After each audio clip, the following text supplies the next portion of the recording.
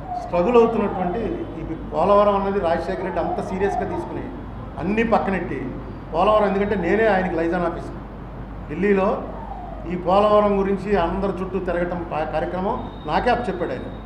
నేను అది రాజశేఖర రెడ్డి గారి టాప్ ప్రయారిటీ.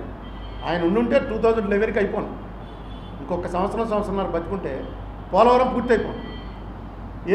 ఇవేవి లేకపోయినా సరే ఇప్పుడంటే ఎన్వైరన్మెంట్ అన్నీ నేషనల్ ప్రాజెక్ట్ డిక్లేర్ చేశారు కాబట్టి వచ్చింది.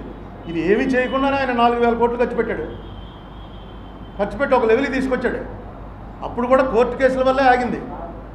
కానీ తెలుగుదేశం వాడి కేసులు ఏం ఆపేశాడు, ఈ గొడవ ఏం చేయలే, ఆయన వేస్తూ ఉంటారు కోర్టులో. పోలవరం ప్రాజెక్ట్ అంట 2011 పూర్తి అయ్యేదంట రాజశేఖర రెడ్డి గారు. అంటే ఏం చిలక పలుకులు పలుకుతున్నావా ఉండవల్లి అరుణ్ కుమార్. 2004-9 మధ్యలో 5.5 సంవత్సరాలు రాజశేఖర రెడ్డి గారు అధికారంలో ఉన్నారు.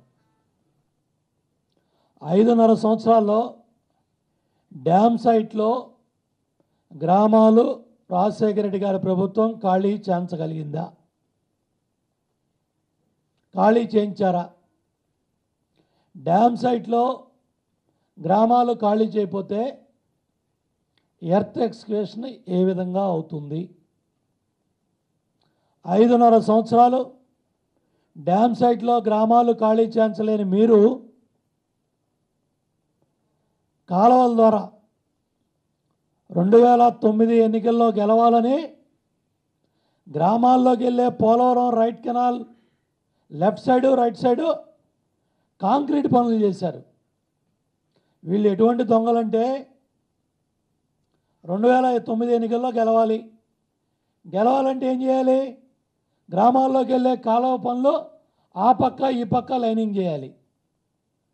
కాబట్టి డ్యామ్ సైట్లో స్పిల్వే కట్టాలనో ఎర్త్కమ్ రాక్ఫిల్ డ్యామ్ కట్టాలనో ఆ స్పిల్వే కొండరా ఏదైతే ఎర్త్ ఎక్స్కవేషన్ చేయాలో ఇవాళ మేమైతే 7 కోట్ల క్యూబిక్ మీటర్లో ఎర్త్ వర్క్ చేసామో